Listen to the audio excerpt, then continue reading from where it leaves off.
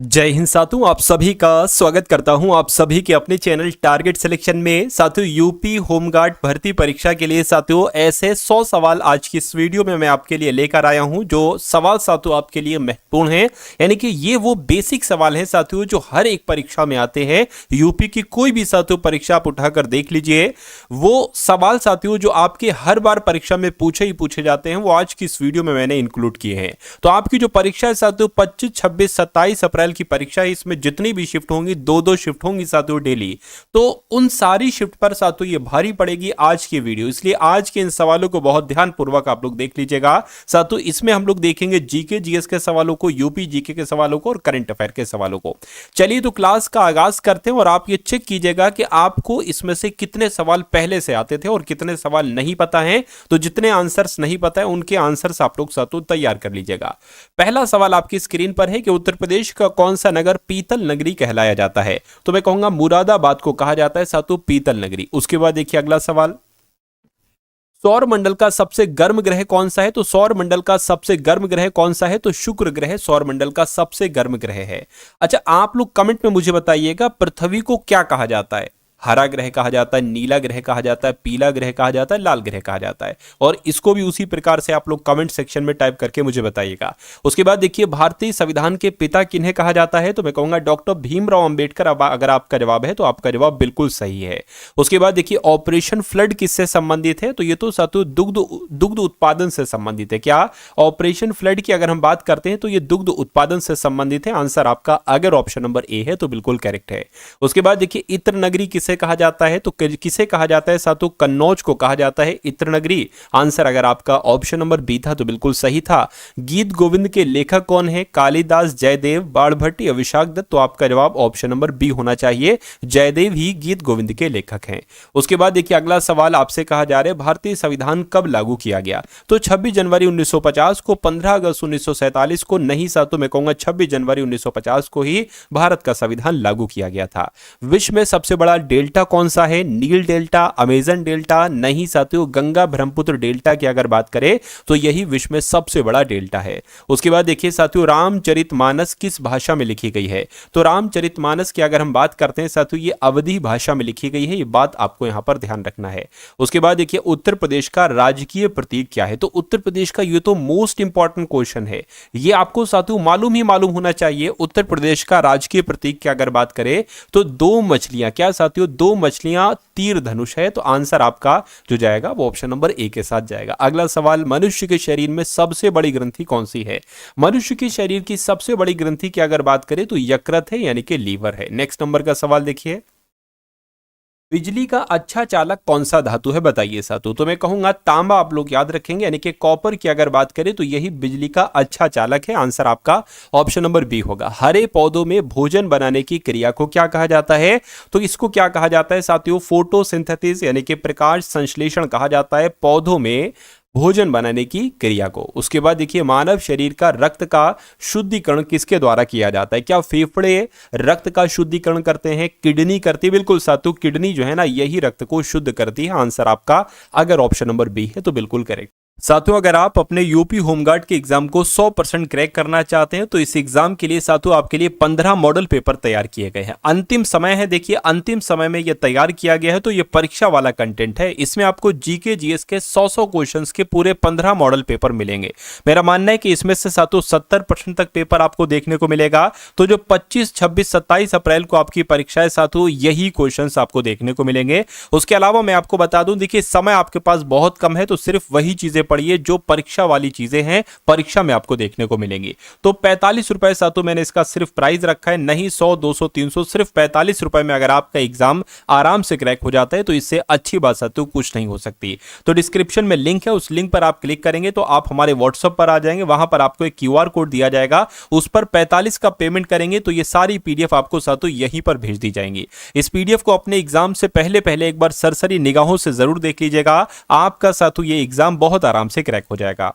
Vitamin C का मुख्य स्रोत आपसे पूछा जा रहा है, दूध है नहीं, केला है नहीं साथियों, नींबू से और आंवले से हमें विटामिन सी प्राप्त होता है, इसलिए सही जवाब आपको ऑप्शन नंबर सी होगा। कच्छ का रण कहां पर स्थित है? तो पता कौन से राज्य में साथियों स्थित है? ये गुजरात में स्थित है कच्छ का रण, इसलिए सही जवाब आपका ए होगा। साथियों अगर आपने अभी तक इस वीडियो को लाइक नहीं किया है तो एक लाइक का बटन दबा दीजिए, और चैनल पर अगर आप लोग नए हैं चैनल को साथियों सब्सक्राइब करके बेल आइकन पर क्लिक कर दीजिए। लाइक से सिर्फ इतना होता है कि हाँ भाई मुझे पता चल जाता है कि इतने हजार बच्चों में से इतने हजार बच्चों ने वीडियो को पसंद किया है, वीडियो को लाइक किया है, तो अगली वीडियो में मैं और जान लगाकर साथियों बनाता हूं और बढ़िया कंटेंट आपके लिए लाता हूं।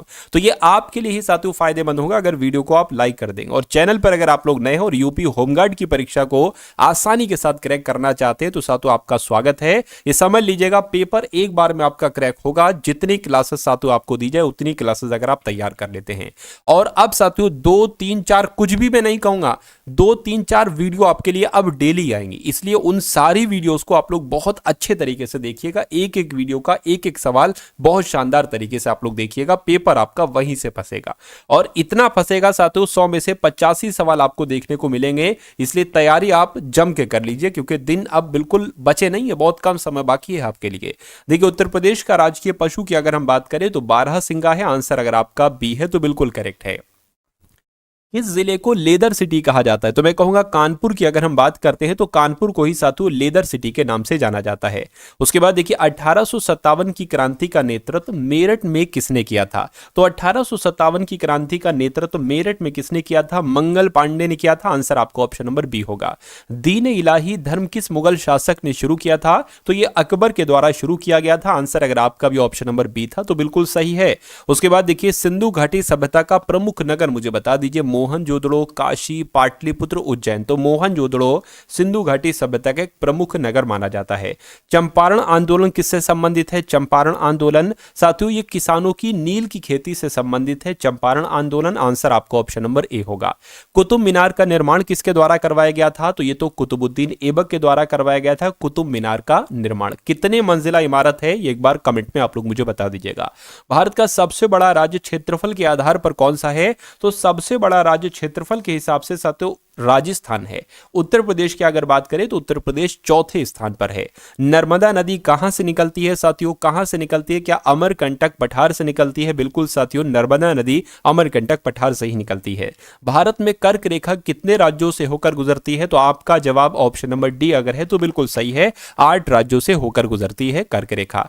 सुंदरवन जो डेल्टा है ये किस नदी द्वारा बना है? तो ये साथियों गंगा ब्रह्मपुत्र नदी द्वारा बना है। सही जवाब आपको ऑप्शन नंबर ए हो जाता है। भारत का सबसे बड़ा द्वीप की अगर बात करें तो अंडमान निकोबार द्वीप है साथियों। अंडमान द्वीप ही भारत का सबसे बड़ा द्वीप माना जाता है। भारत की मुख्य भूमि का दक्षिणतम बिंदु क्या है? तो दक्षिणतम बिंदु की अगर हम साथियों यहां पर बात करते हैं तो कन्याकुमारी है। कन्याकुमारी आपके सवाल का बिल्कुल सही जवाब हो जाएगा। उसके बाद देखिए गंगा नदी का उद्गम स्थल कौन सा है? यानी कि गंगा नदी की अगर बात करें ये कहां से निकलती है? तो गंगोत्री ग्लेशियर से निकलती है। गंगोत्री ग्लेशियर से निकलती है गंगा नदी। अच्छा सवाल है, इंपॉर्टेंट है, आपको ध्यान रखना है। विटामिन सी की कमी से कौन सा रोग होता है? विटामिन सी का मुख्य स्रोत अभी आपने देखे थे। विटामिन सी की कमी से कौन सा रोग होता है? मैं कहूंगा साथियों स्कर्वी नाम का रोग जो है विटामिन सी की कमी से होता है। अच्छा रतौंधी नाम का रोग जो है ना ये विटामिन ए की कमी से होता है। बेरी बेरी विटामिन बी की कमी से, और रिकेट्स नाम का रोग विटामिन डी की कमी से होता है। अगला सवाल आपकी स्क्रीन पर है। पाचन क्रिया मुख्य रूप से किस अंग में पूरी होती है? तो छोटी आंत में जाकर साथियों पाचन क्रिया पूरी होती है। आंसर आपको ऑप्शन नंबर बी हो जाता है। मनुष्य के शरीर में लाल रक्त कणिकाओं का जीवन काल कितना होता है? 60 दिन, 90 दिन, 120 दिन, 180 दिन। तो 120 दिन का होता है मनुष्य के शरीर में लाल रक्त कणिकाओं का जीवन काल। अगला देखिए मलेरिया किसके कारण होता है? तो मलेरिया की अगर बात करें देखिए बैक्टीरिया के कारण नहीं, वायरस फफूंद के कारण नहीं, ये प्रोटोजोआ के कारण होता है साथियों मलेरिया। आंसर आपका डी होगा। उत्तर प्रदेश का राजकीय पक्षी आपसे पूछा जा रहा है तो मैं कहूंगा सारस की अगर बात करते हैं ये क्या है? ये उत्तर प्रदेश का राजकीय पक्षी है। उत्तर प्रदेश का पुराना नाम की अगर बात करते हैं साथियों संयुक्त प्रांत नाम था, हिंदी की अगर बात करें संयुक्त प्रांत, इंग्लिश की अगर बात करें यूनाइटेड प्रोविंस आप लोग याद रखेंगे। आंसर आपका अगर ऑप्शन नंबर ए है तो बिल्कुल करेक्ट हो जाता है। उसके बाद देखिए भारत में 1857 की क्रांति के समय गवर्नर जनरल कौन थे? तो उस समय साथियों लॉर्ड कैनिंग थे। भारत में 1857 की क्रांति के समय गवर्नर जनरल लॉर्ड कैनिंग थी, आपको मालूम होना चाहिए। गौतम बुद्ध ने अपना पहला उपदेश कहां पर दिया था? तो साथियों सारनाथ में दिया था गौतम बुद्ध ने अपना पहला उपदेश। उसके बाद देखिए चंद्रगुप्त मौर्य का सलाहकार कौन था? तो चंद्रगुप्त मौर्य का सलाहकार कौन था? मैं कहूंगा चाणक्य जो थे ये चंद्रगुप्त मौर्य के ही तो सलाहकार थे। उसके बाद देखिए भारतीय संविधान में जो मौलिक अधिकार है यानी कि जो मूल अधिकार है, ये देखिए कितने मौलिक अधिकार हैं? मैं कहूंगा 6 मौलिक अधिकार है। लेकिन इन 6 मौलिक अधिकारों का जिक्र जो किया गया वो किस भाग में किया गया? तो भाग 3 में किया गया है, ये आपको ध्यान रखना है। उत्तर प्रदेश के किस जिले में नरौरा परमाणु विद्युत परियोजना है? ये भी अच्छा सवाल है। तो आपको यहां पर यह ध्यान रखना है कि बुलंदशहर यानी कि यूपी के बुलंदशहर में नरौरा परमाणु विद्युत परियोजना स्थित है। सही जवाब आपका ऑप्शन नंबर ए होगा। कह रहे कि कितनी अनुसूचियां भारतीय संविधान में मूल रूप से थी, यानी कि भारतीय संविधान में मूल रूप से कितनी अनुसूचियां थी? तो 8 अनुसूचियां थी। और अभी कितनी अनुसूचियां हैं? तो 12 अनुसूचियां हैं। उसके बाद देखिए उत्तर प्रदेश की कौन सी झील कृत्रिम झील है? तो मैं कहूंगा लोनार झील कृत्रिम झील है, नहीं। गोविंद वल्लभ पंत सागर झील की अगर बात करें तो ये एक कृत्रिम झील है। आंसर आपका ऑप्शन नंबर बी हो जाएगा। भारतीय गणराज्य शब्द संविधान के अनुच्छेद में यानी कि भारतीय गणराज्य शब्द ये कौन से अनुच्छेद में है? कहीं और नहीं, सिर्फ और सिर्फ अनुच्छेद 1 आप लोग याद रखेंगे, यानी कि अनुच्छेद 1 में ही ये भारतीय गणराज्य नामक शब्द है। आंसर आपका ए होगा। उत्तर प्रदेश में राष्ट्रीय दलहन अनुसंधान संस्थान ये कहां पर स्थित है? कानपुर में है, लखनऊ में है, वाराणसी में है, झांसी में है? तो आपको ये मालूम होना चाहिए कानपुर में है राष्ट्रीय दलहन अनुसंधान संस्थान। ये भी इंपॉर्टेंट क्वेश्चन है साथियों। 42वां संविधान संशोधन किसे कहा जाता है? देखिए अच्छा सवाल है क्या, यानी कि 42वें संविधान संशोधन को क्या लघु संविधान कहते हैं? नहीं, मिनी संविधान इसको कहा जाता है। 42वें संविधान संशोधन को मिनी संविधान कहा जाता है। आंसर आपका ऑप्शन नंबर बी होगा। संविधान की प्रस्तावना में धर्मनिरपेक्ष शब्द कब जोड़ा गया? ये सवाल पूछा जाता है 1951 नहीं, 69 नहीं, 1976 में साथियों संविधान की प्रस्तावना में प्रेम्बल में धर्मनिरपेक्ष शब्द जोड़ा गया। ये आपको ध्यान रखना चाहिए। अगला देखिए साथियों जय जवान जय किसान का नारा किसके द्वारा दिया गया था? तो जय जवान जय किसान का नारा किसके द्वारा दिया गया था ये आपसे यहां पर पूछा जा रहा है। देखिए 50 सवाल हो चुके हैं और 50 सवाल अभी और आपके बाकी है। देखिए ये अंतिम समय है। मैं कहूंगा इसमें अगर आप आलस्य कर रहे हैं तो आप अपने माता पिता के सपने को पूरा करना ही नहीं चाहते, आप अपनी जवानी को बेकार करना चाहते, आप अपनी लाइफ को बेकार करना चाहते। ये समझ लीजिए अगर ये जॉब आपकी लग जाती है तो आपकी आने वाली जिंदगी संवर जाएगी। आपकी माता पिता की लाइफ अच्छी हो सकती है अगर आपकी ये जॉब लग जाती है, आपकी ये नौकरी लग जाती है, इस भर्ती में आप सेलेक्ट हो जाते हैं। तो क्या आप चाहते हैं कि आपकी थोड़ी सी कोशिश, आपकी थोड़ी सी मेहनत आपके पूरे परिवार को आनंद दे सकती है? आपकी उन सब की लाइफ, आपकी तो लाइफ अच्छी बनाएगी, उन सब की लाइफ भी अच्छी बना सकती है आपकी एक छोटी सी कोशिश। मैं नहीं कह रहा कि आईएएस पीसीएस की परीक्षा पास करो भाई साहब, आप अगर अपने परिवार को अच्छा रखना चाहते तो आप एक ये छोटी सी जॉब ले लीजिए। इसको पाना बहुत कठिन नहीं है, बहुत बड़ा सिलेबस इसका नहीं है, बहुत कठिन इसका पेपर नहीं आता है साथियों। थोड़ी सी मेहनत और एक छोटी सी कोशिश, लेकिन एक ईमानदारी वाली कोशिश आपको ये सिलेक्शन दे सकती है। लेकिन अगर आप आधी अधूरी चीजें देखकर चले जाओगे, 100 सवालों की क्लास है 50 सवाल देखकर भाग जाओगे, तो फिर साथियों आपका कुछ नहीं हो सकता। ये समझ लीजिए ये फॉर्म फिर अगला फॉर्म फिर अगला फॉर्म यही चलता रहेगा और अंत में आपकी ऐसी एज हो जाएगी कि आप ना इधर के रहोगे ना उधर के रहोगे, यानी कि ना फॉर्म भरने के रहोगे ना कोई काम करने के रहोगे, है ना। तो मैं कहूंगा इस बार अंतिम बार इतनी मेहनत कर डालिए, इतनी मेहनत कर डालिए कि इस भर्ती में लिस्ट में आपका नाम हो। भले अंतिम नामों में आपका नाम हो लेकिन नाम होना चाहिए, है ना। इसलिए साथियों मैं आपको मेहनत करवा रहा हूं, तो आप मेहनत करते जाइए अपने सपने को पूरा करने के लिए। चलिए पहला सवाल नहीं साथियों 50 सवाल है, उसके बाद 51 नंबर सवाल आएंगे। जय जवान जय किसान का नारा किसके द्वारा दिया गया था? तो साथियों जय जवान जय किसान का नारा लाल बहादुर शास्त्री जी के द्वारा दिया गया था। अगला देखिए आपसे कहा जा रहा है साथियों कि लाल ग्रह किसे कहा जाता है? तो मंगल ग्रह को लाल ग्रह कहा जाता है। भारतीय रिजर्व बैंक की स्थापना कब की गई थी? 1935 में ही साथियों भारतीय रिजर्व बैंक की स्थापना हुई थी। आंसर आपका ऑप्शन नंबर बी हो जाता है। उसके बाद देखिए अगले नंबर का साथियों सवाल आपकी स्क्रीन पर है, देखिए और मुझे बताइए आपका जवाब यहां पर क्या हो सकता है। आपसे कहा जा रहा है सबसे पुराना वेद, मुझे बताइए सबसे नया वेद कौन सा है? सबसे पुराना वेद मैंने आपको बता दिया ऋग्वेद है। उसके बाद देखिए ताजमहल किस नदी के किनारे पर स्थित है? तो साथियों यमुना नदी के किनारे पर स्थित है। है। अगला देखिए भारत का पहला उपग्रह कौन सा था, तो मैं कहूंगा आर्यभट्ट की अगर बात करें तो यही भारत का पहला उपग्रह था।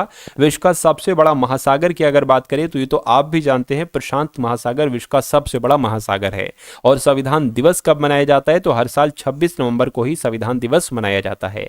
अगला देखिए दूध में कौन सा प्रोटीन पाया जाता है, तो दूध में कौन सा प्रोटीन पाया जाता है, मैं कहूंगा केसिन नाम का प्रोटीन पाया जाता है साथियों दूध में। कौन सा ग्रह अपनी धुरी पर सबसे तेजी से घूमता है, तो मैं कह सकता हूं साथियों जो बृहस्पति नाम का ग्रह है ये अपनी धुरी पर सबसे तेजी से घूमता है। अगला देखिए ओजोन परत पृथ्वी को किससे बचाती है, तो ये पराबैंगनी किरणों से बचाती है, गामा किरणों से, एक्सरे से या माइक्रोवेव से, तो पराबैंगनी किरणों से बचाती है साथियों ओजोन परत पृथ्वी को। राइट आंसर अगर आपको ऑप्शन नंबर ए था तो बिल्कुल करेक्ट था। किस गैस की उपस्थिति से कोका कोला में बुलबुले आते हैं, तो किस गैस की उपस्थिति से, मैं कहूंगा कार्बन डाइऑक्साइड की वजह से ही साथियों कोका कोला में बुलबुले आते हैं।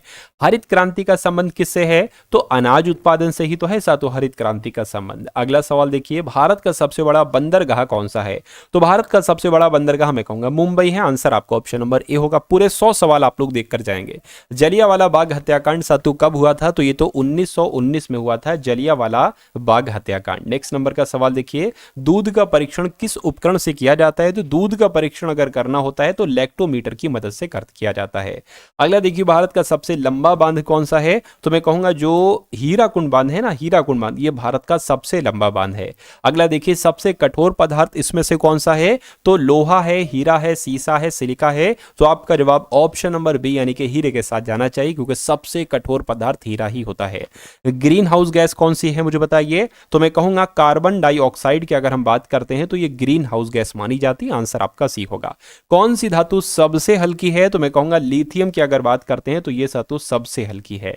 उसके बाद देखिए कंप्यूटर का मस्तिष्क किसे कहा जाता है, कंप्यूटर का मस्तिष्क मैं कहूंगा सीपीयू की अगर बात करते हैं यानी कि सेंट्रल प्रोसेसिंग यूनिट की अगर बात करें तो ये ब्रेन ऑफ कंप्यूटर कहलाया जाता है।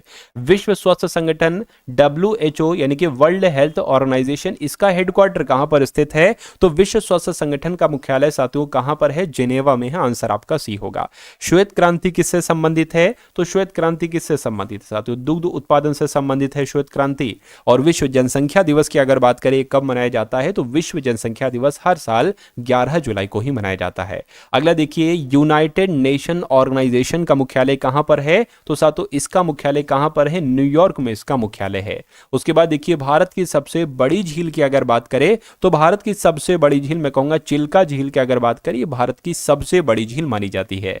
उसके बाद देखिए कौन सा विटामिन सूर्य की किरणों से प्राप्त होता है, तो vitamin A, vitamin B, vitamin C या विटामिन डी। आपका जवाब विटामिन डी के साथ जाना चाहिए क्योंकि यही हमें सूर्य की किरणों से प्राप्त होता है। भारत की सिलिकॉन वैली किसे कहा जाता है, पुणे को कहते हैं, बेंगलुरु को कहते हैं, हैदराबाद को कहते हैं, चेन्नई को कहा जाता है, तो मैं कह सकता हूं साथियों बेंगलुरु को ही भारत की सिलिकॉन वैली के नाम से जाना जाता है।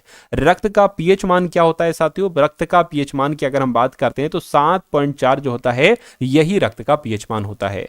कौन सी धातु द्रव अवस्था में पाई जाती है, यानी कि धातु द्रव अवस्था में पाई जाती है, तो मैं कहूंगा पारा जो धातु है ये द्रव अवस्था में पाई जाती है। अगला देखिए मानव शरीर में सबसे बड़ी हड्डी कौन सी है, तो मैं कहूंगा फीमर की अगर बात करते हैं साथियों, फीमर यानी कि जो जांग की हड्डी होती है ये मानव शरीर की सबसे बड़ी हड्डी कहलाई जाती है। अगला देखिए आपसे यहां पर कहा जा रहा है कि विटामिन ए की कमी से कौन सा रोग होता है, तो विटामिन ए की कमी से मैं कहूंगा रात में दिखाई ना देना यानी कि रतौंधी नाम का रोग विटामिन ए की कमी से होता है। बिल्कुल साथियों यही तो रोग होता है, रात में दिखाई ना देना यानी कि एक तरीके से रतौंधी रोग जो होता है वो विटामिन ए की कमी से ही होता है। सूर्य का ऊर्जा का स्रोत कौन सी प्रक्रिया है, तो नाभिकीय विखंडन नहीं है साथियों, आप लोग याद रखेंगे संगलयन है यानी कि नाभिकीय संगलयन ही सूर्य की ऊर्जा का स्रोत है। सही जवाब आपका ऑप्शन नंबर बी हो जाएगा। चलिए उसके बाद देखिए मिर्गी का रोग किस अंग से संबंधित है, तो मस्तिष्क से संबंधित साथियों दिमाग से संबंधित है मिर्गी का रोग, इसलिए सही जवाब आपका सी होगा। किसी वस्तु की गति को मापने के लिए कौन सा यंत्र प्रयोग किया जाता है, तो साथियों एक यंत्र का नाम मैं आपको बता रहा हूं एनीमोमीटर। ये वस्तु की गति को मापने के लिए इस्तेमाल किया जाता है, एनीमोमीटर नाम का ये यंत्र। अगला देखिए उत्तर प्रदेश के पहले मुख्यमंत्री की अगर बात करें तो कौन थे, मैं कहूंगा गोविंद वल्लभ पंत ही साथियों उत्तर प्रदेश के पहले मुख्यमंत्री थे। काशी किसका प्राचीन नाम है, तो काशी की अगर बात करते हैं साथियों ये वाराणसी का प्राचीन नाम है। आंसर आपका ऑप्शन नंबर बी होगा। उत्तर प्रदेश के किस शहर को ओबरा टाप विद्युत परियोजना के लिए जाना जाता है? तो मैं कहूंगा सोनभद्र आपके सवाल का जवाब हो जाएगा, और ये यूपी का सबसे दक्षिणतम जनपद है। अगला देखिए, गुरु गोविंद सिंह सागर बांध ये किस जिले में स्थित है? तो ये साथियों सोनभद्र में स्थित है। गुरु गोविंद सिंह सागर बांध किस जिले में है? अगर आपसे पूछे तो सोनभद्र आपको बता देना है। ताम्र पाषाण सभ्यता का प्रमुख स्थल उत्तर प्रदेश में कौन से जगह पर है? तो आपको ध्यान रखना है ये भी सोनभद्र में, जो ताम्र पाषाण सभ्यता का जो प्रमुख स्थल है ये उत्तर प्रदेश में कौन सा है? मैं कहूंगा सोनभद्र ही है।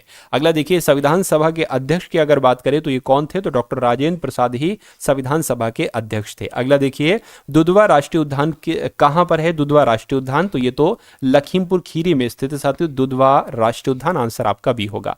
अंतर्राष्ट्रीय महिला दिवस की अगर हम बात करते हैं साथियों कि ये अंतर्राष्ट्रीय महिला दिवस कब मनाया जाता है? 18 मार्च, 12 जनवरी, 14 नवंबर या 2 अक्टूबर। देखिए यहां पर 8 मार्च होना चाहिए था, ये गलत है, 18 मार्च नहीं है साथियों, हो सकता है टाइपिंग मिस्टेक हो गई हो, लेकिन मैं आपको बता देता हूं 8 मार्च को हर साल अंतर्राष्ट्रीय महिला दिवस मनाया जाता है। पंचायती राज दिवस, पंचायती राज व्यवस्था सबसे पहले किस राज्य में लागू की गई थी? आपसे ये पूछा जा रहा है।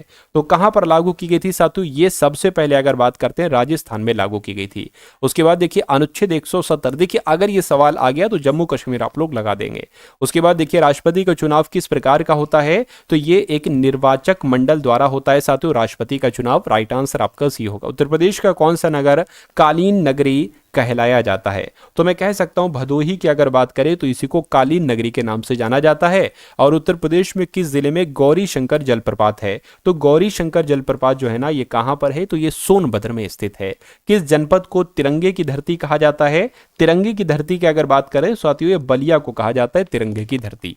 उसके बाद देखिए साथियों अब हम लोग करंट अफेयर के जो 2025-26 के इंपॉर्टेंट क्वेश्चन है उनको देख लेते हैं। और साथियों यूपी होमगार्ड के एग्जाम में लगभग 20 से 22 सवाल पूछे जाएंगे करंट अफेयर के, इसलिए इन सवालों को देख लीजिए, ये आपके संभावित सवाल हैं साथियों। देखिए किस राज्य में हाल ही में निंगोल चाकोबा उत्सव मनाया गया है साथियों? तो अभी हाल फिलहाल में मणिपुर राज्य में ही निंगोल चाकोबा उत्सव मनाया गया। उसके बाद देखिए कौन गूगल क्लाउड में मुख्य उत्पाद अधिकारी के रूप में शामिल हुए हैं? तो कौन शामिल हुए हैं साथियों? कार्तिक नारायण इनका नाम है और ये गूगल क्लाउड में मुख्य उत्पाद अधिकारी के रूप में शामिल हुए हैं। ऋषभ टंडन का 35 वर्ष की आयु में निधन हुआ है साथियों, वो कौन थे? क्या वो एक लेखक थे? नहीं, वो एक गायक थे। तो ये आपके सवाल का बिल्कुल सही जवाब है। उसके बाद देखिए अमेरिका ने किस देश की 2 बड़ी तेल कंपनियों पर प्रतिबंध लगाए हैं? तो साथियों अगर बात करते हैं अमेरिका ने रूस देश की 2 बड़ी तेल कंपनियों पर प्रतिबंध लगाए हैं। किसने 2025 ब्रिटिश एकेडमी पुस्तक पुरस्कार जीता है? तो अगर बात करते हैं साथियों सुनील अमृत की, तो 2025 ब्रिटिश एकेडमी पुस्तक पुरस्कार किसने जीता है? सुनील अमृत ने जीता है, आपको ध्यान रखना है। अगला देखिए 5 दिवसीय तिहार उत्सव, कौन सा उत्सव? तिहार उत्सव कहां पर मनाया जा रहा है? तो नेपाल देश में साथियों तिहार उत्सव मनाया जा रहा है। उसके बाद देखिए किस देश ने 50 साल पुराने कफाला सिस्टम को खत्म कर दिया? तो पता साथियों ये काम सऊदी अरब ने किया है। 50 साल पुराना साथियों कफाला सिस्टम यहां पर था, इसको खत्म कर दिया है। तो ये इंपॉर्टेंट क्वेश्चन है, आपके एग्जाम में पूछा जा सकता है। IUCN का 9वां देश सदस्य कौन बना है साथियों? देखिए IUCN की फुल फॉर्म की अगर बात करें तो international union for conservation of nature इसकी फुल फॉर्म होती है, और इसका 9वें नंबर का देश जो बना है वो तुवालू देश बना है। अगला सवाल आपकी स्क्रीन पर है, आपसे यहां पर कहा जा रहा है कि भारत और किस देश ने वैज्ञानिक सहयोग को बढ़ावा देने के लिए रामानुजन जूनियर रिसर्चर्स प्रोग्राम शुरू किया है? तो पता साथियों किसने? मैं कहूंगा ब्रिटेन आपका जवाब होगा। भारत और ब्रिटेन देश के वैज्ञानिकों ने सहयोग को बढ़ावा देने के लिए, वैज्ञानिक सहयोग को बढ़ावा देने के लिए रामानुजन जूनियर रिसर्चर्स प्रोग्राम शुरू किया है। कौन कुल वन क्षेत्र में विश्व स्तर पर 9वें स्थान पर पहुंचा है? तो कौन पहुंचा है साथियों? अपना देश भारत पहुंचा है। उसके बाद देखिए किस देश की राजधानी में 30 दिन के आपातकाल की घोषणा लगी है? तो पेरू देश आपका जवाब होगा, क्योंकि अभी हाल फिलहाल में पेरू देश की राजधानी में 30 दिन के आपातकाल की घोषणा की गई है। आपसे कहा जा रहा है कि बेस्तु वर्ष मनाया गया है, किस राज्य में मनाया गया बेस्तु वर्ष? ये गुजरात राज्य में मनाया गया है साथियों बेस्तु वर्ष, आंसर आपका सी होगा।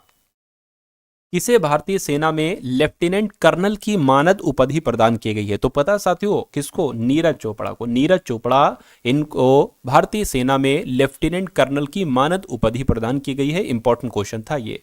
किस देश ने ऐतिहासिक अंडर-20 फीफा विश्व कप जीता है? तो किस देश ने जीता है साथियों? मोरक्को देश ने जीता है। उसके बाद देखिए, कोल इंडिया लिमिटेड ने किस आईआईटी के साथ सतत ऊर्जा केंद्र की स्थापना के लिए समझौता किया है? तो यहां पर आपका जवाब जो जाएगा साथियों वो आईआईटी मद्रास के साथ जाएगा, यानी कि कोल इंडिया लिमिटेड ने आईआईटी मद्रास के साथ सतत ऊर्जा केंद्र की स्थापना के लिए समझौता किया है। उसके बाद देखिए, आपसे कहा जा रहा है कि आईएनएस सहाद्री समुद्री अभ्यास जैमेक्स 25 में शामिल होने के लिए कहां पहुंचा है? तो किस देश में पहुंचा है? जापान देश में पहुंचा है।